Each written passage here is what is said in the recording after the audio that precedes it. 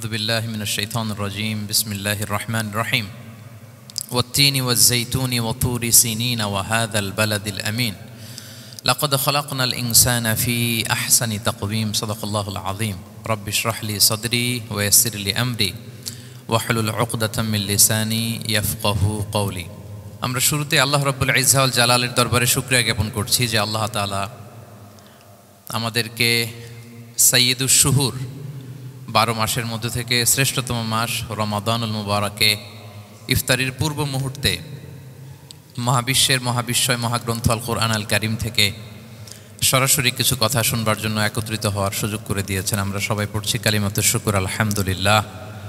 শুরুতেই সূরাতুত তিনের কয়েকটা আয়াত তেলাওয়াত করেছি। এটা কালামুল্লাহ মাজিদের 95 নম্বর সূরা। এই সূরাটা মক্কাতুল মুকাররমাতে নাজিল হয়েছে। এই সূরার আয়াত সংখ্যা 8টা। এই সূরার শুরুতে আল্লাহ তাআলা 4টা কসম করেছেন, ওয়াত-তিনি ওয়াজ-জাইতুনি ওয়া-তুরি সিনিনা ওয়া হাযাল বালাদিল আমিন। ওয়াত-তিন তিনের কসম, ওয়াজ-জাইতুন জাইতুনের কসম, ওয়া-তুরি সিনিন সিনাই পর্বতের কসম, ওয়া হাযাল বালাদিল আমিন আর নিরাপদ শহরের কসম। তো 4টা শপথ করেছেন বা আল্লাহ তাআলা কসম করেছেন। কসম দিয়ে আল্লাহ তাআলা কোরআনের অনেক সূরা শুরু করেছেন। যেমন একটা সূরায় আল্লাহ ফজরের সময়ের কসম করেছেন, আল্লাহ বলেছেন ওয়াল ফাজর। আল্লাহ আকাশের কসম করেছেন ওয়াস-সামা ইযাতিল বুরুজ। আল্লাহ তাআলা সূর্যের কসম করেছেন ওয়াশ-শামসি ওয়া দুহাহা। এভাবে আল্লাহ তাআলা তার সৃষ্টির অনেক কিছুর কসম করে গুরুত্বপূর্ণ কোনো মেসেজ বা বার্তা আমাদের সামনে হাজির করেন। তো এই সূরাতে আল্লাহ তাআলা 4টা জিনিসের কসম করে একটা খুবই গুরুত্বপূর্ণ বার্তা মানব মণ্ডলীর জন্য এই সূরাতে তিনি হাজির করেছেন। এই সূরাটা আমাদের অনেকেরই মুখস্থ আলহামদুলিল্লাহ, এবং আল্লাহ রাসূল সাল্লাল্লাহু আলাইহি ওয়াসাল্লাম প্রায় বিভিন্ন নামাজে এই সূরাটা তেলাওয়াত করতেন। বারা ইবনে আযিব রাদিয়াল্লাহু তাআলা আনহু উনি বর্ণনা করেন যে আমি একবার এশার সালাতে আল্লাহ রাসূল সাল্লাল্লাহু আলাইহি ওয়াসাল্লামের কণ্ঠে নামাজে সূরা 3 তিনি তেলাওয়াত করেছেন, আমি নিজ কানে শুনেছি। এবং ওনার কণ্ঠ যে এত মধুর ছিল, আমার জীবনে এত সুমধুর কণ্ঠের তেলাওয়াত আমি শুনি নাই। আল্লাহর হাবিব সাল্লাল্লাহু আলাইহি ওয়াসাল্লামের কোরআন তেলাওয়াতের যে কণ্ঠ এত সুমিষ্ট ছিল, এত চমৎকার ছিল, শুধু তেলাওয়াত শুনেই অনেকে শাহাদা পড়ে মুসলমান হয়েছে। আবু জাহেল মক্কায় নিষেধ করতো যে কেউ যাবা না মুহাম্মদের কাছে, সে পাগল, সে গণক, সে মিথ্যাবাদী, সে জাদুকর, সে স্বামী স্ত্রীর মধ্যে বিচ্ছিন্নতা নিয়ে আসে, সে বাবা ছেলেকে আলাদা করে দেয়, তার কাছেই যাবা না। আর সে যা বলে শুনবাই না, কানে আঙ্গুল দিয়ে রাখবা। তো মানুষকে যেটা নিষেধ করা হয় বেশি, মানুষের ওইটার ব্যাপারে আগ্রহ থাকে বেশি। সে যত নিষেধ করতো মানুষ আরো বেশি বেশি যে শুনতো। মানুষকে সে কি বারণ করবে, সে দিনের বেলা নিষেধ করতো, রাতে যে লুকিয়ে লুকিয়ে নিজেই তেলাওয়াত শুনতো। তাহলে চিন্তা করেন যে আল্লাহর হাবিব সাল্লাল্লাহু আলাইহি ওয়াসাল্লামের কোরআনিক রেসিটেশন কত চমৎকার মেলোডিয়াস ভয়েস হলে স্বয়ং আবু জাহাল রাত্রিবেলা লুকিয়ে লুকিয়ে কোরআন তেলাওয়াত শুনতে যেত আল্লাহর হাবিব সাল্লাল্লাহু আলাইহি ওয়াসাল্লামের কণ্ঠে। তো রাসূল সাল্লাল্লাহু আলাইহি ওয়াসাল্লাম সূরাতুত 3টা এশার সালাতে তিনি তেলাওয়াত করেছেন, এই মর্মে হাদিসে পাওয়া যায়। এবং এই সূরাটা একটা ফলের নামে সূরা। 3 একটা ফল, আরব বিশ্বে খুব বেশি হয় 3 ফল। আমরা বাংলাদেশে ডুমুর বলি, ইংরেজিতে ফিগ বলে, ফিগ ট্রি। তো ফলের নামে বেসিক্যালি আল্লাহ তাআলা এই সূরাটাকে, এই চ্যাপ্টারটাকে ডেডিকেট করেছেন। আমরা সূরাকে ইংরেজিতে চ্যাপ্টার বলি। কোরআনে 114টা চ্যাপ্টার, এর মধ্যে এই সূরাটা হচ্ছে ফলের নামে ডেডিকেটেড। বিভিন্ন নামে খুব ইনক্লুসিভ ওয়েতে আল্লাহ তাআলা কোরআনে সূরাগুলো দিয়েছেন। কোরআনে আপনি প্রাণীর নামে সূরা পাবেন, প্রাণী। মানুষের নামে সূরা পাবেন। মানুষের মধ্যে 3 ভাগ, মুমিন, তারপর কাফির, এরপর মুনাফিক। প্রত্যেকের নামে সূরা। সূরাতুল মুমিনুন আছে, সূরাতুল কাফিরুন আছে, আবার সূরাতুল মুনাফিকুন আছে। আমাদের দৃশ্য জগতের সবচেয়ে বড় প্রাণীটা হচ্ছে হাতি, তাই না? এই হাতির নামে একটা সূরা আছে। বলেন তো ওই সূরার নাম কি? সূরা ফিল। তারপর আমরা যে দেখি আমাদের দৃশ্য জগতের সবচেয়ে ছোট প্রাণী হচ্ছে পিঁপড়া। পিঁপড়ার নামে একটা সূরা আছে, সূরা আন-নামল। আন-নামল মানে পিঁপড়ার সূরা। মাকড়সার নামে সূরা আছে, সূরাতুল আনকাবুত। তারপর গোষ্ঠীর নামে সূরা আছে, সূরাতু আলে ইমরান। বংশের নামে সূরা আছে, সূরাতু কুরাইশ, কুরাইশ বংশের নামে সূরা। এইভাবে খুব ইনক্লুসিভ ওয়েতে, এমন কিছু নাই যে আল্লাহ তাআলা উল্লেখ করেন নাই। মা ফাররাতনা ফিল কিতাবি মিন শাই, উল্লেখ করে নাই কোরআনে এমন কিছু নাই, সব কিছু আল্লাহ তাআলা উল্লেখ করেছেন। তো এই সূরাটা হচ্ছে একটা ফলের নামে। ফলটার নাম হচ্ছে 3 ফল। আল্লাহ তাআলা বলছেন ওয়াত-তিন, তিনের শপথ। আমি একবার সরল বঙ্গানুবাদ করি, এরপর আমি তাফসিরে ঢুকি। 3-এর শপথ, ওয়াজ-জাইতুন, জাইতুনের শপথ, ওয়া-তুরি সিনিন, সিনাই পর্বতের শপথ, ওয়া হাযাল বালাদিল আমিন, এই নিরাপদ শহরের শপথ। লাকাদ খালাকনাল ইনসানা ফি আহসানি তাকওয়িম, নিশ্চয় আমি মানুষকে খুব চমৎকার সুন্দর অবয়বে সৃষ্টি করেছি। সুম্মা রাদাদনাহু আসফালা সাফিলিন, এরপরে তাকে আবার নিচু থেকে নিচুর দিকে নামিয়ে দিয়েছি। ইল্লাল্লাযীনা আমানু ওয়া আমিলুস সলিহাত, তবে তারা ছাড়া যারা ঈমান এনেছে এবং সৎকর্ম করেছে। ফালাহুম আজরুন গায়রু মামনুন, তাদের জন্য আছে অফুরন্ত পুরস্কার। ফামা ইউকাযযিবুকা বা'দু বিদ্দিন, এগুলো জানার পরও কিসে তোমাকে দিন অস্বীকারের ব্যাপারে উদ্বুদ্ধ করলো? আলাইসাল্লাহু বিআহকামিল হাকিমিন, আল্লাহ তাআলা কি শ্রেষ্ঠ বিচারক নন? সাদাকাল্লাহুল আযীম। এই হচ্ছে এই সূরাটির সরল অনুবাদ। এবার আমরা তাফসিরে ঢুকি। প্রথমে আল্লাহ তাআলা বলেছেন ওয়াত্তিন, তিনের শপথ। তিন মানে তো আমরা জানলাম, তিন মানে ডুমুর। আল্লাহর হাবিব সাল্লাল্লাহু আলাইহি ওয়াসাল্লাম তিনি তিন ফল পছন্দ করতেন এবং এটা ডায়াবেটিক্সের জন্য ভালো, ডায়াবেটিক্স নিয়ন্ত্রণ করে। আমাদের বোনদের যাদের ইররেগুলার মেনস্ট্রুয়েশনাল পিরিয়ড হয় এটার জন্য এটা খুব ভালো এবং খুব স্ট্রেংথ স্টেমিনা আনে শরীরে। এটা জান্নাতের একটা গাছ। আদম আলাইহিস সালাম এবং হাওয়া আলাইহিস সালামকে যখন আল্লাহ বলেছিল ওয়ালা তাকরাবা হাযিহিশ শাজারাতা ফাতাকুনা মিনায যালিমিন, আদম এবং হাওয়া জান্নাতের সব জায়গায় যেতে মন চায় যাও, যা খেতে মন চায় খাও, এই নিষিদ্ধ গাছের কাছে যেও না, তাহলে তোমরা জালিম হয়ে যাবে। শয়তান এসে উল্টা বুঝালো, সে বলল তোমাদের খেতে নিষেধ করছে কেন জানো? আল্লাহ চায় না যে তোমরা জান্নাতে থাকো, আল্লাহ চায় এখান থেকে তোমাদের বের করে দিবে, কিন্তু তোমরা যদি এই গাছের ফল খাও আল্লাহর বের করতে পারবে না। দেখছেন শয়তানের অবস্থা? শয়তান কিন্তু নেগেটিভিটি নিয়ে সামনে আসে না, আসে খুব আপনার ওয়েল উইশার হিসেবে, উপদেশ নিয়ে খুব ভালো একটা পজিটিভ ওয়েতে আসে। তো ওনারা খেয়ে ফেললেন এই নিষিদ্ধ গাছের ফল। খাওয়ার ফলে আদম আলাইহিস সালাম, হাওয়া আলাইহিস সালাম, ওনাদের গা থেকে জান্নাতের পোশাকগুলো ঝরে পড়ে গেল। এখন কি দিয়ে ওনারা ওনাদের প্রাইভেটকে ঢাকবেন? তখন ওনারা তাফসির ফি জিলালিল কোরআনে এসেছে যে ওনারা এই তিন গাছের পাতা নিয়ে নিজেদের প্রাইভেট ঢেকেছিলেন। সুবহানাল্লাহ। সেই তিন ফলের কসম আল্লাহ করলেন, ওয়াত্তিন, তিনের শপথ। এরপর আল্লাহ তাআলা বললেন ওয়া জাইতুন, জাইতুনের শপথ। জাইতুন মানে হচ্ছে জলপাই। তো আল্লাহ তাআলা বললেন ওয়া জাইতুন, জাইতুনের শপথ।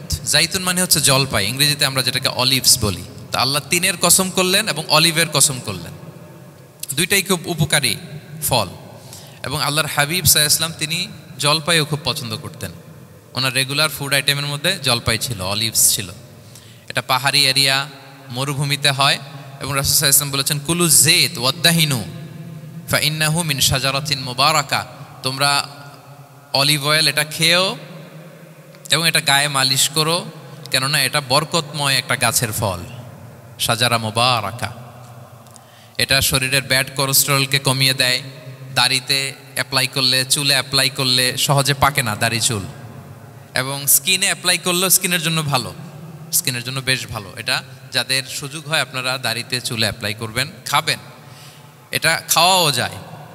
তাম্বুতু বিদ্দুহনি ওয়াসিবগিল লিল আখিলিন, কোরআনে এসেছে। এটা অয়েল হিসেবে ইউজ করে, আবার খাবার হিসেবেও ইউজ করা যায়। সালাদ ড্রেসিংয়ের ক্ষেত্রে কিন্তু অলিভ অয়েল আমরা ইউজ করি। ইদানিং পিজাতে খুব ইউজ করা হয় অলিভ, জলপাইটা। তো এটা আপনারা খেতে পারেন, এটা খুবই সুস্বাদু। এবং জলপাই গাছের মানে জাইতুন গাছের ডালের মেসওয়াক খুব ভালো হয়। আল্লাহর হাবিব সাল্লাল্লাহু আলাইহি ওয়াসাল্লাম জাইতুনের ডাল দিয়ে মেসওয়াক করতেন। তিনি বলতেন নি'মা সিওয়াকিয়া জাইতুন, সবচেয়ে শ্রেষ্ঠ মেসওয়াক হচ্ছে জাইতুনের, মিনাশ শাজারাতিল মুবারাকা, কারণ এটা বরকতময় গাছের ডালা। এবং ফাইন্নাহু সিওয়াকি ওয়া সিওয়াকুল আম্বিয়া মিন ক্বাবলি, এই জাইতুনের ডাল দিয়ে আমিও যেমনি মেসওয়াক করি, আমার আগে যত নবী পৃথিবীতে এসেছে সবাই জাইতুনের ডাল দিয়ে মেসওয়াক করত। আল্লাহ বলেন ওয়াত্তিনি ওয়াজ জাইতুন, তিনের শপথ আর জাইতুনের শপথ। এরপর আল্লাহ তাআলা বললেন ওয়াতুরি সিনিন, সিনাই পর্বতের শপথ। প্রথমে দুইটা ফলের শপথ করলেন, এবার একটা পাহাড়ের শপথ করতেছেন। আপনারা কি তুর পাহাড়ের নাম শুনেছেন? হ্যাঁ শুনেছেন। এই সিনাই পর্বত দ্বারা তুর পাহাড় উদ্দেশ্য। এটা মিশরের একটা পাহাড়, অনেক উঁচু, 2285 মিটার উঁচু। ওইটার নিচে আছে মুকাদ্দাসে তুয়া, যেখানে মুসা আলাইহিস সালামকে আল্লাহ তাআলা জুতা খুলতে বলেছিলেন, ফাখলা না আলাইকা ইন্নাকা বিল ওয়াদিল মুকাদ্দাসে তুয়া, হে মুসা তুমি পবিত্র উপত্যকায় এসেছো, জুতা খুলো। তো ওখানে সব ধর্মের লোকেরা যায়, সব ধর্মের লোকদের জন্য তীর্থস্থান, মুসলিম, জুইশ, খ্রিস্টিয়ান সবাই যায়। এটা সিনাই একটা এলাকা আছে মিশরের, north south Sinai, north Sinai, এটা সাউথ সিনাইতে অবস্থিত। তো নিচে একটা খ্রিস্টানদের প্রাচীন গির্জা আছে, সেন্ট ক্যাথেরিনা গির্জা। সেখান থেকে চলতে চলতে আপনাকে উপরে যেতে হবে, ফজরের পরে আবার চলে আসতে হবে, তা না হলে দুপুরবেলায় 10টা-11টার দিকে এমন সূর্যের প্রখর তাপ ওই পাথরের মধ্যে লাগে, ওখানে আর থাকা যায় না। একেবারে তুর পাহাড়ের উপরে সেখানে খ্রিস্টানদের জন্য ছোট্ট একটা সিনাগোগ আছে, তারা প্রার্থনা করে। খ্রিস্টানদের একটা চার্চ আছে, মুসলিমদের জন্য ছোট্ট একটা মুসল্লা আছে সুরাওয়ের মতো। আল্লাহ ওই সিনাই উপত্যকার কসম করেছেন, ওয়াতুরি সিনিন, সিনাই উপত্যকার কসম। এখানেই আল্লাহ তাআলা মুসা আলাইহিস সালামকে তাওরাত দিয়েছিলেন, মেজর একটা আসমানি কিতাব দিয়েছিলেন, এবং সরাসরি মুসা আলাইহিস সালাম এই পাহাড়ের চূড়ায় বসে আল্লাহ তাআলার সাথে কথা বলতেন। ওয়াকাল্লামাল্লাহু মুসা তাকলিমা, উনি সরাসরি কথা বলতেন, এটা ওনার একটা স্পেশাল বৈশিষ্ট্য ছিল, ক্যারেক্টারিস্টিক্স। এবং আল্লাহ তাআলা নূরের তাজাল্লি দিয়ে এই পাহাড়কে একবার জ্বালিয়ে দিয়েছিলেন। আজও এই পাহাড়ের রংটা অনেকটা একটু লালচে, একটু কালোচে, একটু রেডিশ কালারের। এবং মুসা আলাইহিস সালাম এই নূরের তাজাল্লির ঝলকে তিনি বেহুশ হয়ে গিয়েছিলেন এই পাহাড়ের উপরে। ইয়াজুজ মাহাজুজ যখন কিয়ামতের আগে আগমন করবে, তখন মুসলমানদের সেন্টার হবে। ঈসা আলাইহিস সালাম মুসলমানদেরকে নিয়ে ওইখানে অবস্থান করবেন, এই তুর পাহাড়ের ওখানে। এবং আল্লাহর হাবিব সাল্লাল্লাহু আলাইহি ওয়াসাল্লামের মেরাজের রাতে ইসরার সময় একটা স্টেশন ছিল এই তুর পাহাড়। জিবরাইল আলাইহিস সালাম এই তুর পাহাড়ে আল্লাহর হাবিব সাল্লাল্লাহু আলাইহি ওয়াসাল্লামকে নামিয়ে বলেছিলেন যে এটা জাবাল মুসা, আপনার ভাই মুসার পাহাড়, আপনি এখানে 2 রাকাত নামাজ পড়েন, দোয়া করেন। আল্লাহর হাবিব সাল্লাল্লাহু আলাইহি ওয়াসাল্লাম এই তুর পাহাড়ে 2 রাকাত সালাত আদায় করেছিলেন এবং দোয়া করেছিলেন। আল্লাহ এই তুর পাহাড়ের কসম কাটলেন, ওয়াতুরি সিনিন, সিনাই পর্বতের কসম, যেখানে তাওরাত কিতাব নাজিল হয়েছিল। এরপর আল্লাহ তাআলা বললেন, ওয়াহাদাল বালাদিল আমিন, আর এই নিরাপদ শহরের শপথ। এই শহর দ্বারা মক্কা শহর উদ্দেশ্য, কারণ রাসূল সাল্লাল্লাহু আলাইহি ওয়াসাল্লাম তখন মক্কায় ছিলেন, মক্কা নগরী। এই শহরের পূর্ব নাম ছিল বাক্কা। মক্কা নগরীকে বলা হয় উম্মুল কুরা, সব শহরের মা, সব শহরের সেন্টার, পৃথিবীর নাভিস্থল। এবং আল্লাহ তাআলা বলেছেন, মান দাখালাহু কানা আমিনা, এখানে যে প্রবেশ করবে সে নিরাপদ। হেরেমের মধ্যে কিন্তু কাউকে আক্রমণ করা যায় না, কোনো খুনিও যদি ঢুকে যায় অ্যাটাক করা যাবে না। তো জাহেলি যুগে এমনটা ঘটতো, কারোর সাথে কারো শত্রুতা হলে, ধরেন যে একজন তার বাবাকে হত্যা করেছে, তো সে তাকে পেয়েছে, ওই লোক বাঁচার জন্য দৌড়াতে দৌড়াতে হেরেমের ভিতরে ঢুকে যেত, কারণ সে জানে যে হেরেমে ঢুকলে সে আমাকে মারবে না। তো পরে সে যখন হেরেম থেকে বেরোতো, আবার তার সাথে যুদ্ধ শুরু হতো। এবং এই শহরের এত মর্যাদার কারণ হচ্ছে সাইয়েদনা ইব্রাহিম আলাইহিস সালাম তিনি আল্লাহর কাছে দোয়া করেছিলেন যে রব্বি জাআল হাযা বালাদান আমিনা, হে আল্লাহ আপনি এই শহরকে নিরাপদ করেন, ওয়ারযুক আহলাহু মিনাস সামারাত, আর এই শহরের অধিবাসীদেরকে আপনি ফলমূল দিয়ে রিজিকের ব্যবস্থা করেন। এখনও দেখবেন যে সারা পৃথিবীতে যেই ফল নাই, মক্কাতে ওই ফল আছে। সারা পৃথিবী থেকে ফল ওখানে যায়, এবং মক্কার নেইবরিং সিটি তায়েফ, সেখানে অনেক ফল উৎপাদিত হয়, এখানে আসে। নিরাপদ শহর, বালাদান আমিনা। এবং আল্লাহর হাবিব সাল্লাল্লাহু আলাইহি ওয়াসাল্লাম বলেছেন যে এই মক্কা শহর আমার সবচাইতে প্রিয় শহর। বাধ্য হয়ে তিনি যখন হিজরত করলেন মদিনায়, সেদিন বারবার তিনি মক্কার দিকে পেছনে ফিরে ফিরে তাকান, আর কেঁদে কেঁদে তিনি বলতেছিলেন যে মাক্কাতু আহাব্বুল বিলাদ ইলাইয়া, মক্কা আমার কাছে সবচেয়ে প্রিয় নগরী। লাউলা উখরিজতু লামা খারাজতু, আমাকে যদি জোর করে বের করে দেয়া না হতো, আমি কোনোদিন মক্কা ছেড়ে অন্য কোথাও যেতাম না। আল্লাহর হাবিব সাল্লাল্লাহু আলাইহি ওয়াসাল্লামের সবচাইতে প্রিয় শহর ছিল মক্কা, এবং এটা আল্লাহর হাবিব সাল্লাল্লাহু আলাইহি ওয়াসাল্লামের জন্মস্থান, মাকান মাউলিদির রাসূল, রাসূল সাল্লাল্লাহু আলাইহি ওয়াসাল্লামের বিলাদাত হয়েছে এই শহরে। এবং এই শহরকে আল্লাহ বলেছেন মাসাবাতান লিন্নাসি ওয়া আমনা, মানুষের মিলনস্থল, কেন্দ্রস্থল, সারা পৃথিবী থেকে মানুষ ওখানে যায়। আপনি যে রমাদানে যদি মক্কায় যান, আল্লাহু আকবার, লক্ষ লক্ষ উমরা পালনকারী সেখানে, ইউরোপ থেকে, আফ্রিকা থেকে, অস্ট্রেলিয়া থেকে, এশিয়া থেকে, সারা পৃথিবীর মানুষের মিলনস্থল। ওখানে গেলে আপনি দেখবেন মাসাবাতান লিন্নাসি ওয়া আমনা, নিরাপদ জায়গা এবং মানুষের মিলনস্থল। এটা এখানে এমন মসজিদ আল্লাহ রেখেছেন কাবা ঘরের চারদিকে, এটাকে বলা হয় মসজিদুল হারাম, যে মসজিদে 1 রাকাত সালাত পড়লে 1 লক্ষ রাকাতের সওয়াব হয়। আল্লাহর ঘরকে কেন্দ্র করে তাওয়াফের নির্দেশ দেওয়া হয়েছে, ওয়ালিয়া তাওয়াফু বিল বাইতিল আতিক, পৃথিবীর কোনো ঘরকে তাওয়াফ করা যায় না, কোনো ঘরকে, এই একটা মাত্র ঘর যেটাকে এর চারদিকে এরকম তাওয়াফ করা যায়।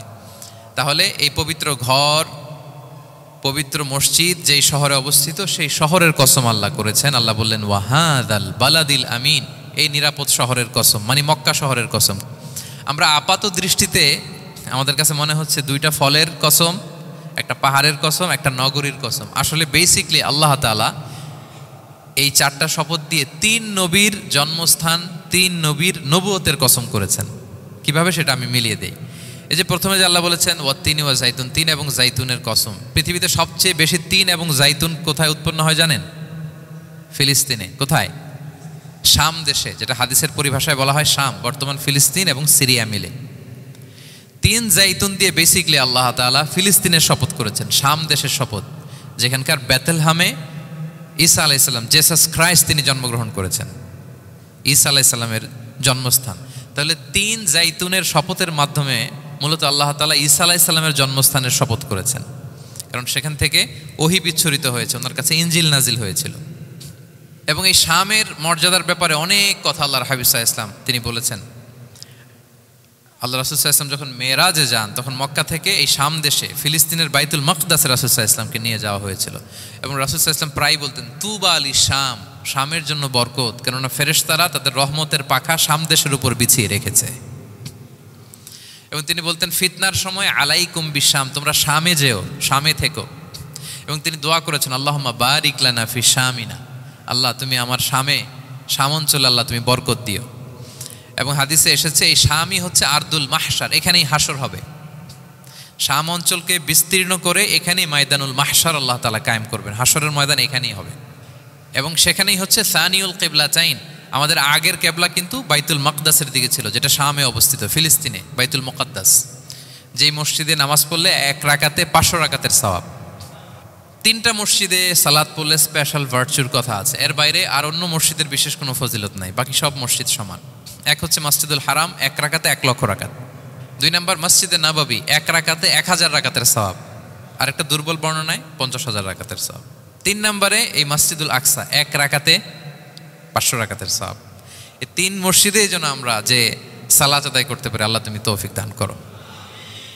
2 মসজিদে তো একেবারেই সহজ যাওয়া মক্কা মদিনাতে, বাইতুল মাকদাসেও যেন আমরা যেতে পারি, আল্লাহ তুমি সেই পরিস্থিতি আমাদের জন্য তৈরি করে দাও। তো এই বাইতুল মাকদাসের দিকে রাসূল সাল্লাল্লাহু আলাইহি ওয়াসাল্লাম টানা 14 বছর নামাজ পড়েছেন।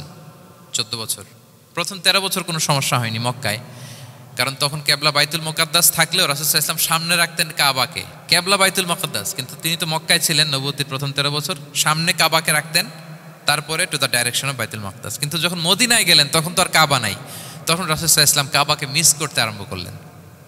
আর প্রায় আল্লাহর কাছে কামনা করতেন আমার বংশের গোড়া ইব্রাহিম আলাইহিস সালামের রুট যেখানে আমার জন্মস্থান, সেই কাবার দিকে যদি আবার কেবলাটা ফিরিয়ে দেয়া হতো। কদ নারা তাকাল্লুবা ওয়াজহিকা ফিস সামা ফালানুওয়াল্লিয়ান্নাকা কিবলাতান তারদাহা। আল্লাহ আয়াত নাযিল করলেন, নবী আপনি আকাশের দিকে তাকিয়ে কি ভাবেন আমি বুঝি, আপনি চান কেবলা যেন আমি মক্কার দিকে ঘুরিয়ে দেই, আল্লাহ তাআলা ঘুরিয়ে দিলেন। আল্লাহ বলেন ফাওয়াল্লি ওয়াজহাকা শাতরাল মসজিদিল হারাম, এখন থেকে মসজিদুল হারামের দিকে আপনি টু দ্য ডাইরেকশন অফ কেবলা নামাজ পড়বেন। কেবলা চেঞ্জ হয়ে গেল।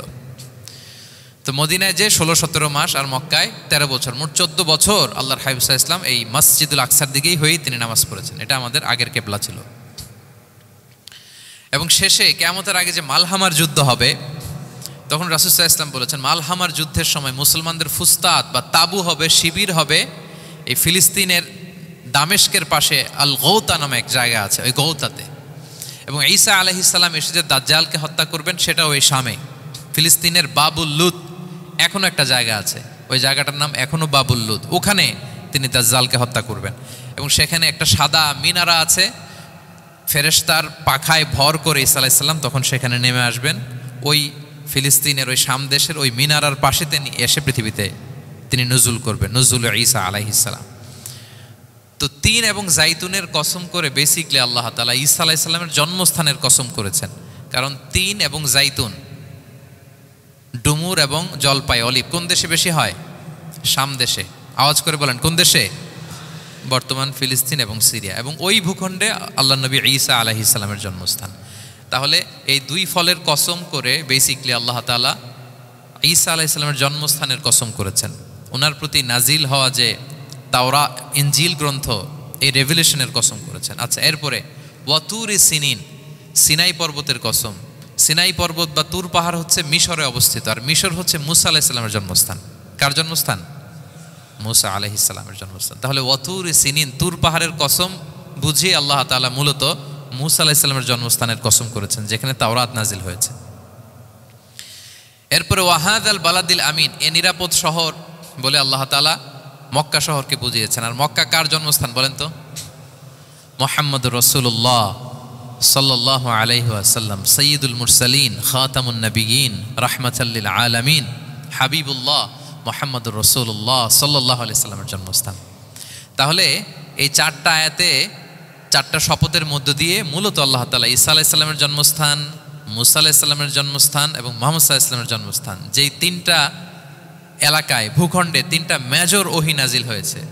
এক তো ঈসা আলাইহিস সালামের কাছে নাজিল হয়েছে ইনজিল কিতাব, আরেকটা হচ্ছে তাওরাত তাওরাত এমন কিতাব যে কিতাব দিয়ে হাজার হাজার নবীরা ফয়সালা করেছেন।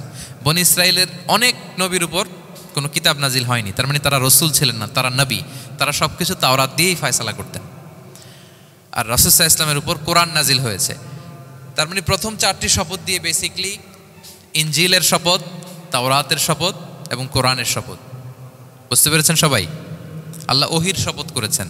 দেখেন, ফল, পাহাড়, নগরী মাড়িয়ে সারা পৃথিবী ঘুরিয়ে আপনাদেরকে শেষ পর্যন্ত ইনজিল, তাওরাত এবং কোরআনে নিয়ে আসছেন আমার সাথে আসছেন। হ্যাঁ, এই রেভেলেশনের শপথ আল্লাহ করেছেন। তাহলে ওয়াত্তিনি ওয়াজ্জাইতুনি ওয়াতুরি সিনিনা ওয়া হাযাল বালাদিল আমিন, এই 4 আয়াতে 4টা শপথের মধ্য দিয়ে মূলত আল্লাহ তাআলা আসমান থেকে নাজিল হওয়া যে ওহী, এই ওহির শপথ অথবা ওহী যেই ভূখণ্ডে নাজিল হয়েছে সেই ভূখণ্ডগুলোর শপথ করে আল্লাহ একটা গুরুত্বপূর্ণ কথা বলবেন। সেটা কি? আল্লাহ তাআলা বললেন, লাকাদ খালাকনাল ইনসানা ফি আহসানি তাকওয়িম, আর আমি মানুষকে অত্যন্ত চমৎকার অবয়বে সৃষ্টি করেছি, চমৎকার গঠনে, চমৎকার স্ট্রাকচারে, ডিজাইনে সৃষ্টি করেছি। মানুষের দৈহিক অবকাঠামো গঠন এটা যেমনি চমৎকার, মানুষের ইন্টেলেকচুয়াল কাঠামো এটা চমৎকার, মানুষের আচরণগত যে বিহেভিয়ারাল ট্রেডস, ক্যারেক্টারিস্টিক্স এটাও চমৎকার। প্রত্যেক দিক থেকে আল্লাহ তাআলা নান্দনিকভাবে মানুষকে তিনি তৈরি করেছে। আমরা যদি দেহের কথা বলি, হিউম্যান অ্যানাটমি নিয়ে যাদের ধারণা আছে, আপনি শুনলে অবাক হবেন, এত জটিলভাবে আমাদের দেহটা ফাংশন করে। ঠিক যেই মুহূর্তে আমি কথা বলতেছি আমার ব্রেইন সচল, আমার নার্ভ সিস্টেম সচল, হেয়ারিং সিস্টেম, স্মেলিং সিস্টেম, আমার এই যে হার্ট সচল, সিস্টোলিক ডায়াস্টোলিক অলিন্দ নিলয় হচ্ছে, আমার লাং কাজ করতেছে, কিডনি ইজ ওয়ার্কিং পারফেক্টলি, সব কিছু কাজ করতেছে। এত সূক্ষ্মভাবে আমাদের দেহটা কাজ করে, এটাকে ইংরেজিতে বলে মরফোলজি, আকৃতি সংক্রান্ত যে বিদ্যা, এটা নিয়ে যদি আপনি দেখেন যে মানুষের হাত কিভাবে কাজ করে, মানুষের পা কিভাবে কাজ করে, মানুষের হিউম্যান ব্রেইন কিভাবে কাজ করে, আপনি অবাক হবেন। এবং আল্লাহর যে সেট আপ, লাকাদ খালাকনাল ইনসানা ফি আহসানি তাকওয়িম, নিশ্চয় আমি মানব জাতিকে চমৎকার অবয়বে তৈরি করেছি। আপনি যদি অবয়বটা দেখেন, আমাদের স্ট্রাকচার এর চেয়ে সুন্দর করে আর তৈরি করা যেত না, এর চেয়ে সুন্দর আর হতে পারে না। যেখানে যা দেয়ার, মাথার চুল থেকে পায়ের নখ পর্যন্ত, আপনি একটা ডিজাইনে, স্ট্রাকচারে, সেট আপে আপনি ভুল ধরতে পারবেন না। যেখানে যেটা দরকার, আপনি একটু খেয়াল করে দেখেন যে এই যে আমাদের চোখ, চিকিৎসা বিজ্ঞান বলতেছে যে মানুষ 10 মিলিয়নেরও বেশি রং শনাক্ত করতে পারে। Human eyes can identify more than 10 million colours. 10 মিলিয়নেরও বেশি রং আমরা আমাদের চোখ দিয়ে শনাক্ত করতে পারি। সুবহানাল্লাহ, সুবহানাল্লাহ বিহামদি। আচ্ছা, চোখের সেট আপটা একটু যদি খেয়াল করেন, দেখেন আমার এই চোখ এখানে না থেকে এটা যদি জাস্ট 2 ইঞ্চি উপরে এখানে হইতো, এইটা যদি কপালে যদি আমাদের চোখ হইতো, কি অবস্থা হইতো বলেন তো? সিজদা দিতে পারতেন আল্লাহকে? বলেন, দিতে পারতেন? আচ্ছা, আমরা কিছু খাওয়ার সময় আমরা কি করি? ওইটা ভালো আছে কিনা, পচে গেল কিনা, স্মেলটা আগে দেখি, তারপরে খাই। দেখেন কত চমৎকার সেট আপ।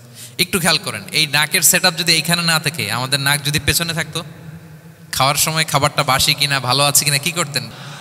লাকাদ খালাকনাল ইনসানা ফি আহসানি তাকওয়িম। আচ্ছা দেখেন, এই যে আমরা কান দিয়ে শুনি, এই যে কান পেঁচানো, মনে করেন না যে এমনি এমনি পেঁচানো, এই পেঁচানো, এটা এই পথ না থাকলে আমরা শুনতেই পেতাম না। এটা এমনভাবে সেট আপ করা, এটা এই ইথারে ভাষা তরঙ্গকে এয়ার ড্রামের ভেতরে সুন্দরভাবে ইনপুট করে, নাহলে আমরা শুনতে পেতাম না। আপনার এই কান কেটে ফেলে দিলে আপনি শুনতে পারবেন না। এটা এইভাবেই যেতে হবে, সুরঙ্গটা এইভাবে তৈরি হইতে হবে। আচ্ছা দেখেন, আপনার কান, এই কান যদি এইখানে না থেকে আপনার ডান বগলের নিচে হইতো, বাম কান যদি বাম বগলের নিচে হইতো, তাহলে কি হইতো বলেন? আজকে আমার ওয়াজ কিভাবে শুনতেন বলেন দেখি, কিভাবে শুনতেন? বুদ্ধি আছে বলে যে হুজুর এইভাবে শুনতাম। সুবহানাল্লাহ, সুবহানাল্লাহ। লাকাদ খালাকনাল ইনসানা ফি আহসানি তাকওয়িম, আমি মানুষকে সবচেয়ে সুন্দর সর্বোত্তম গঠনে তৈরি করেছি। দেখেন, কান দুটো ওইখানে থাকলে কথা শুনতে হইলে হাত উঁচু করে রাখা লাগতো। আল্লাহ, আপনি একটা একটা অঙ্গ দেখেন, ঠিক যেখানে যেটা যেভাবে সেট করা দরকার, আল্লাহ তাআলা দয়া করে অনুগ্রহ করে ঠিক সেভাবে তিনি সেট করেছেন। আমাদের চেহারার মধ্যে দেখেন এক একজনের এক এক রং। ওয়াখতিলাফু আলসিনাতিকুম ওয়া আলওয়ানিকুম ইন্না ফি যালিকা লাআয়াতুন লিল আলিমিন। আল্লাহ বলেন, তোমাদের ভাষার ভিন্নতা দিয়েছি, তোমাদের গায়ের রঙের ভিন্নতা, একজনের চেহারার সাথে আরেকজনের মিল নাই, একজনের ফিঙ্গারপ্রিন্টের সাথে। আয়াহসাবুল ইনসানু আল্লান নাজমাআ ইযামা বালা কাদিরিনা আলা আন নুসাউইয়া বানানা। মানুষ ভেবেছে সে মারা গেলে তাকে আমি তার অস্থি, মজ্জা, হাড়, গোশত, চামড়া জোড়া লাগাতে পারবো না। আরে তার আঙ্গুলির অগ্রভাগ পর্যন্ত আমি সুবিন্যস্ত করে আমার কাছে রেখে দিয়েছি ফিঙ্গারপ্রিন্ট। আমাদের ফিঙ্গারপ্রিন্টগুলো আল্লাহর কাছে সংরক্ষিত। একজনের ফিঙ্গারপ্রিন্টের সাথে আরেকজনেরটা মেলে না। এই যে আমার 10 আঙ্গুলে 10টা ফিঙ্গারপ্রিন্ট, পায়েরগুলো হচ্ছে ফুটপ্রিন্ট, একটার সাথে আরেকটা মিলে। আমার এটার সাথে এটা মিলবে বলেন? আমার সাথে আপনারটা মিলবে? বর্তমানে পৃথিবীতে কত কোটি মানুষের বসবাস বলেন?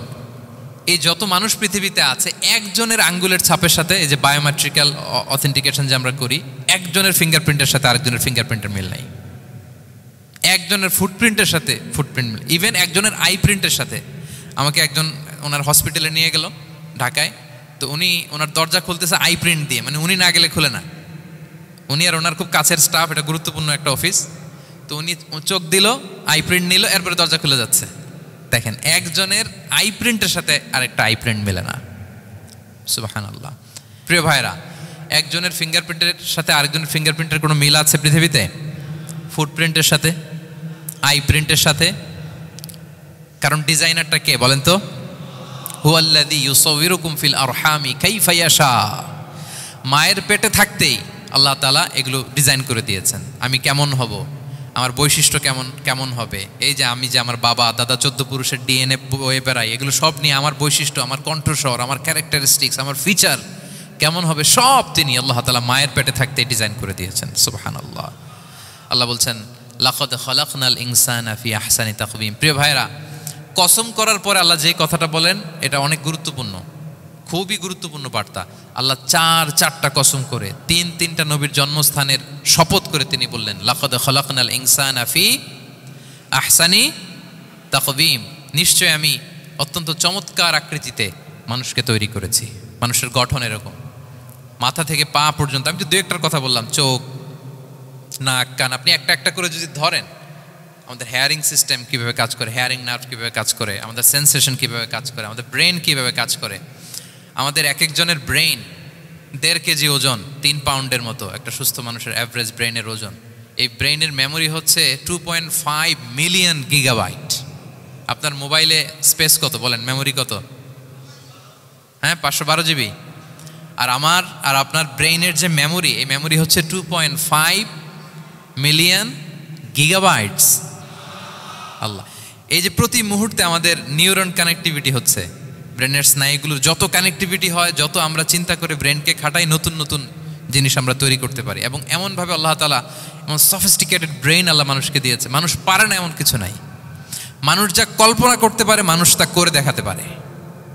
এজন্য আমাদের কল্পনার জানালাটাকে বড় করতে হবে। আই রিপিট, মানুষ যা কল্পনা করতে পারে, ইমাজিন করতে পারে, সেটা মানুষ করে দেখাতে পারে। ওই ক্যাপাসিটি দিয়ে আল্লাহ তাআলা মানুষকে তৈরি করেছেন। সুবহানাল্লাহ, সুবহানাল্লাহ। লাকাদ খালাকনাল ইনসানা ফি আহসানি তাকওয়িম। এই ব্রেনকে খাটিয়ে মানুষের কত ইনভেনশন, কত ডিসকভারি, মানুষ সভ্যতার পর সভ্যতা বিনির্মাণ করেছে। চোখ ধাঁধানো মানুষের আবিষ্কার, তাক লাগিয়ে দিয়েছে গোটা বিশ্বে একটার পর একটা করে। আল্লাহ এমনভাবে মানুষকে তিনি তৈরি করেছেন। লাকাদ খালাকনাল ইনসানা ফি আহসানি তাকওয়িম। চমৎকার অবয়বে, তার দৈহিক অবয়ব যেমনি সুন্দর, তার বুদ্ধিগত, তার চিন্তাগত, তার ইন্টেলেক্ট, এটাও তেমন সুন্দর, এটাও তেমন চমৎকার।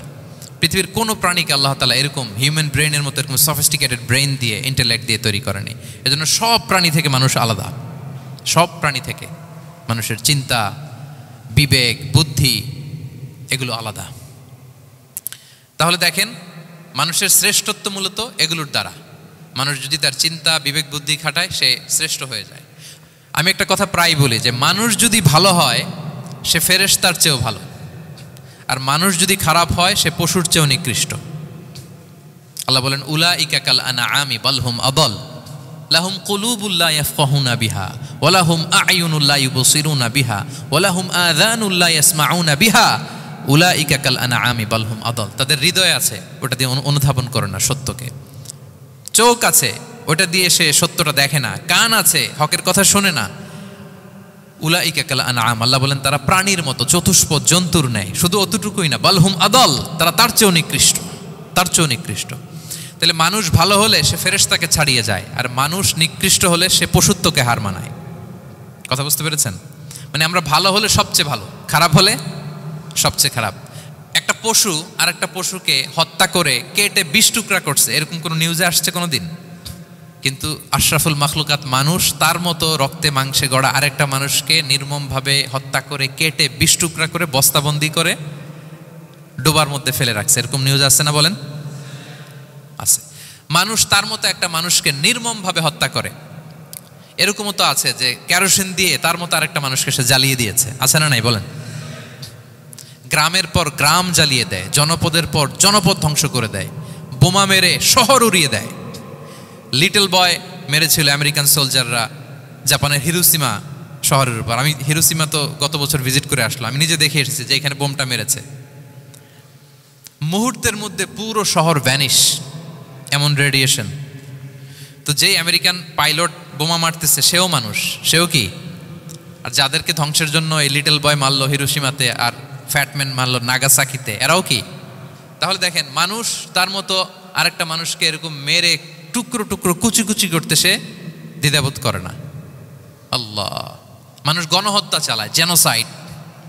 এই যে আমাদের বাংলাদেশে তো কিছুদিন আগে হলো গণহত্যা, হেলিকপ্টার থেকে গুলি করে বাচ্চা মেরে ফেলতেছে। কার বাচ্চা, কার কলিজার টুকরা সন্তান, ডোন্ট কেয়ার।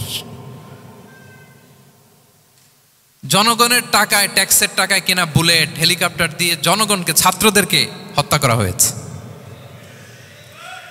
দেখেন, সেও মানুষ। যারা হত্যা করতেছে, গণহত্যা, জেনোসাইড চালিয়েছে, তারাও মানুষ। তাহলে মানুষ যদি খারাপ হয়, মানুষের চেয়ে খারাপ আর কেউ হয়? আর মানুষ ভালো হলে মানুষের চেয়ে ভালো কেউ হতে পারে? মানুষ এমন জায়গায় যেতে পারে যেখানে ফেরেশতারাও যেতে পারে না। জিবরাইল ইসলামের যাওয়ার সীমানা যেখানে শেষ, মুহাম্মদ সাল্লাল্লাহু আলাইহি ওয়াসাল্লামের ঊর্ধ্ব জগতের কাহিনী সেখান থেকে শুরু। আল্লাহু আকবার। তাহলে মানুষ ভালো হলে ফেরেশতাকে ছাড়ায়, মানুষ খারাপ হলে পশুত্বকে হার মানায়। So the decision is yours. রাস্তা দুইটা, আপনি কোন দিকে যাবেন? আপনি কি ডান দিকে জান্নাতের পথে যাবেন নাকি বাঁ দিকে জাহান্নামের পথে যাবেন? সিদ্ধান্ত আপনার। আল্লাহ তাআলা বললেন, লাকাদ খালাকনাল ইনসানা ফি আহসানি তাকওয়িম। আমি মানুষকে চমৎকার আকৃতিতে তৈরি করেছি। হাতের মেকানিজম কি, পায়ের মেকানিজম কি, আমার চেয়ে আপনারাও ভালো জানেন। এগুলো ঘন্টার পর ঘন্টা আপনি বলতে পারবেন যে কেমনভাবে আল্লাহ তাআলা তৈরি করেছেন। আল্লাহ বলেন, মানুষকে আমি অত্যন্ত চমৎকার আকৃতি দিয়ে তৈরি করেছি। তার সৃষ্টিগত কাঠামো, তার বুদ্ধিবৃত্তিক কাঠামো, তার চিন্তাগত কাঠামো, তার আচরণগত কাঠামো, তার নৈতিকতায় তাকে এমন উচ্চ মর্যাদার আসন আমি দিয়েছি, এটা যদি সে অ্যাচিভ করে, বিলং করে, তাহলে তার চেয়ে শ্রেষ্ঠ কেউ আর হতে পারে। কিন্তু আল্লাহর দেয়া এই ক্যাপাসিটিগুলো, এই নেয়ামাগুলো যদি সে অ্যাকসেপ্ট না করে, সে যদি পশুত্বের পথে হাঁটে, সে যদি শয়তানের দেখানো পথে হাঁটে, তাহলে সে এত নিচে যাবে, অন্য কেউ আর এত নিচে যেতে পারে না। মানুষ যত নিচে যেতে পারে, ফেরেশতারাও অত নিচে যেতে পারবে না, জিন জাতিও পারবে না, কোনো প্রাণীর পক্ষে যাওয়া সম্ভব না।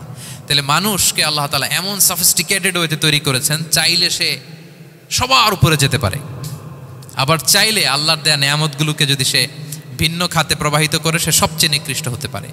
সেটাই আল্লাহ বললেন, সুম্মা রাদাদনাহু আসফালা সাফিলিন। এরপরে তাকে আমি হীন থেকে হীনতর করেছি, নিচ থেকে আরো নিচে নিয়েছি। সে যখন ঈমান আনে না, সে যখন সৎকর্ম করে না, সে যখন আল্লাহর শেখানো, আল্লাহর দেখানো রাস্তায় সে চলে না, সে যখন তার নফসের কথা শোনে, সে যখন তার প্রবৃত্তির গোলাম সাজে, সে সবচেয়ে নিকৃষ্ট হয়। আসফালা সাফিলিন মানে একেবারে নিচে, এর নিচে আর নাই। আল্লাহ বলেছেন, ইন্নাল মুনাফিকিনা ফিদ দারকিল আসফালি মিনান নার। সেখানে আল্লাহ আসফাল বলেছেন। মুনাফিকরা জাহান্নামের একেবারে তলদেশে থাকবে।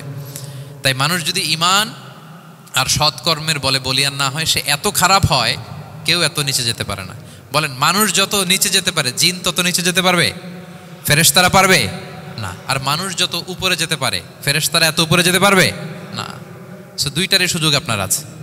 সুম্মা রাদাদনাহু আসফালা সাফিলিনের দুইটা ব্যাখ্যা। কোনো মুফাসসির বলেছেন, যৌবনের পর, যৌবনে থাকে শক্তিশালী, বার্ধক্যের সময় যখন সে নুয়ে যায়, ছোট হয়, সে একেবারে দুর্বল হয়ে যায়, সেটা বোঝানো হয়েছে। আর অন্যান্য মুফাসসিরিন একরাম বলেছেন, না, আল্লাহর দেওয়া এই নেয়মা, ক্যাপাসিটি যখন সে সঠিক পথে কাজে লাগায় না, সে যখন প্রবৃত্তির অনুসরণ করে, সে তখন এত খারাপ হয়, এত নিচ থেকে নিচুতর হয়, এত হীন থেকে হীনতর হয়, তার চেয়ে হীনতর আর কেউ তখন হতে পারে না। সেখান থেকে বাঁচার দুটি রাস্তা আল্লাহ বলেছে। আল্লাহ বলছেন, ইল্লাল্লাযীনা আমানু ওয়া আমিলুস সলিহাত। তবে যারা ঈমান আনে এবং সৎকর্ম করে তারা ছাড়া। তারা ওই নিচু থেকে নিচুতর নয়, তারা শ্রেষ্ঠতর। ঈমান এবং সৎকর্ম, ঈমান এবং আমলে সালেহাত। কোরআনের অনেক জায়গায় আপনি আয়াতটা পাবেন, ইন্নাল্লাযীনা আমানু ওয়া আমিলুস সলিহাতি কানাত লাহুম জান্নাতুল ফিরদাউসি নুজুলা। নিশ্চয়ই যারা ঈমান এনেছে সৎকর্ম করেছে তাদের জন্য আমি জান্নাতে ফেরদাউস রেখে দিয়েছি। তা আল্লাহ বলেন তারা নিকৃষ্ট হবে না যারা ঈমান এনেছে সৎকর্ম করেছে। যারা কি এনেছে? ঈমান। আর কি করেছে? সৎকর্ম করেছে। ইল্লাল্লাযীনা আমানু, যারা ঈমান এনেছে সৎকর্ম করেছে, ফালাহুম আজরুন গায়রু মামনুন, তাদের জন্য রয়েছে অফুরন্ত পুরস্কার, মানে জান্নাত। তাদের জন্য কি? ওই জান্নাতে যেতে আমরা চাই কি চাই না বলেন? রাস্তা কয়টা? এটা চলে গেছে ডান দিকে, এটার গন্তব্য হচ্ছে ডেস্টিনেশন জান্নাতুল ফেরদাউস। আর এটা শয়তানের পথ, এটা আপনার প্রবৃত্তির দেখানো পথ, এটা চলে গিয়েছে জাহান্নামে। So now the decision is years. আপনার ডিসিশন, কোন দিকে যাবেন, ডানে না বায়ে? জান্নাতে না জাহান্নামে? জান্নাতে যেতে চাই আমরা। ফালাহুম আজরুন গায়রু মামনুন, তাদের জন্য আছে অফুরন্ত নেয়ামত, অফুরন্ত পুরস্কার। আমরা যেন সেই পুরস্কার লাভে ধন্য হতে পারি, আমরা সবাই বলি আমিন। আল্লাহ বলেন এইভাবে 4টা কসম করার পরে, এত গুরুত্বপূর্ণ বার্তা হাজির করার পরে, তোমার ঘুমন্ত বিবেককে জাগিয়ে তোমাকে বার্তা দেওয়ার পরেও কিভাবে তুমি অস্বীকার করতে পারো আখিরাতকে?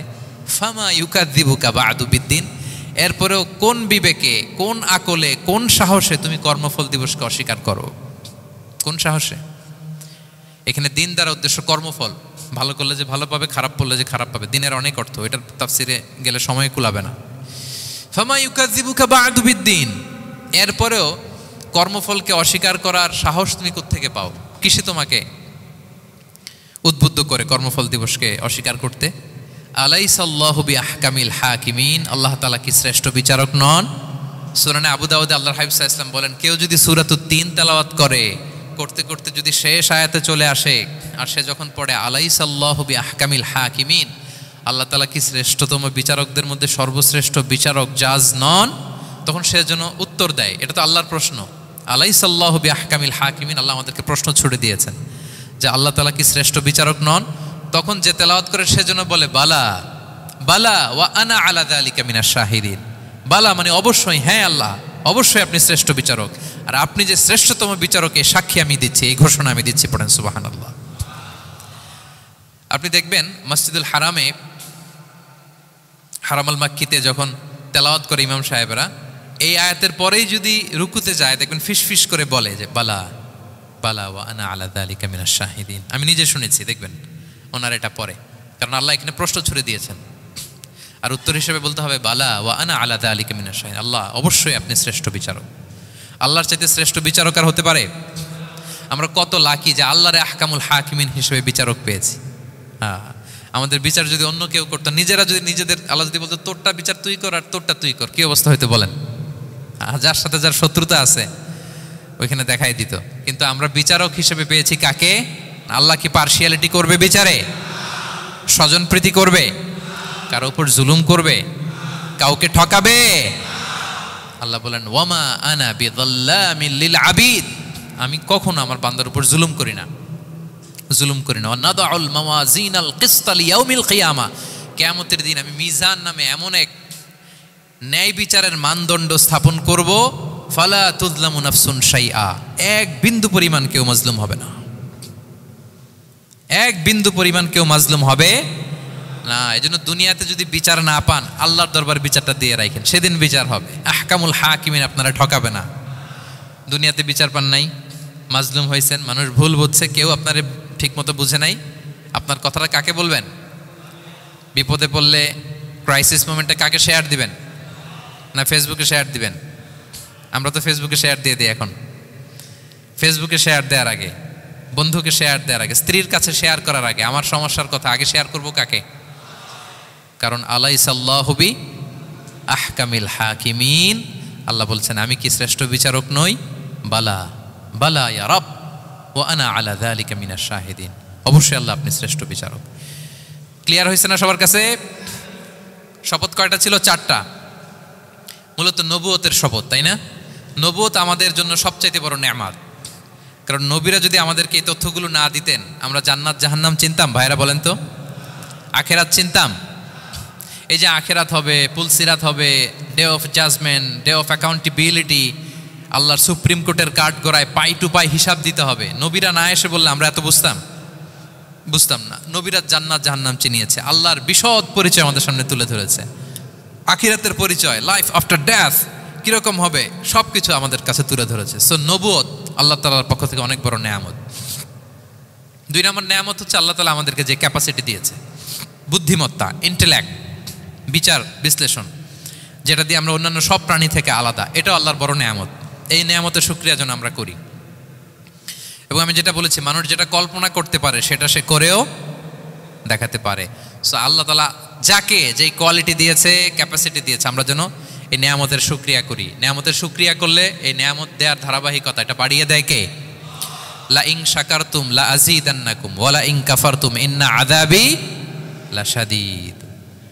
শুকরিয়া করলে নেয়ামত আরো বাড়িয়ে দেব। তাহলে প্রথম নেয়ামত ছিল নবুওয়াত, প্রফেটহুড, প্রফেসি। এটা অনেক বড় নেয়ামত। এই রেভেলেশন এসে আমাদেরকে এনলাইটেন করেছে। তা না হলে আমাদের গডকে, গডের ফিচার কি, আখেরাত কি, জান্নাত কি, জাহান্নাম কি, the concept of punishment, concept of আখেরা, কিছুই আমরা ভালোভাবে বুঝতাম না। এটার শপথ আল্লাহ করেছেন। আল্লাহ আমাদেরকে নেয়ামত দিয়েছেন, ক্যাপাসিটি দিয়েছেন, সক্ষমতা দিয়েছেন, সবচাইতে সফিস্টিকেটেড ব্রেন দিয়ে তৈরি করেছেন। এটা একটা বড় নেয়ামত। এবং রাস্তা দেখিয়ে দিয়েছেন, হয় ডানে নয় বায়ে। এবং তিনি আশ্বাস দিয়েছেন যে তোমাদেরকে সঠিক ফায়সালার মাধ্যমে বিচার করা হবে সেদিন। তাই আমাদের বিপদে আপদে সব সময় আমরা যেন ফরিয়াদ করি এক মহান সত্তার কাছে। বলুন তো আওয়াজ করে, তিনি কে? আল্লাহর কাছে যেন আমরা ফরিয়াদ করি। আল্লাহ তাআলা আমাদের সবাইকে কথাগুলো বুঝে আর আমল করার তৌফিক দান করুক।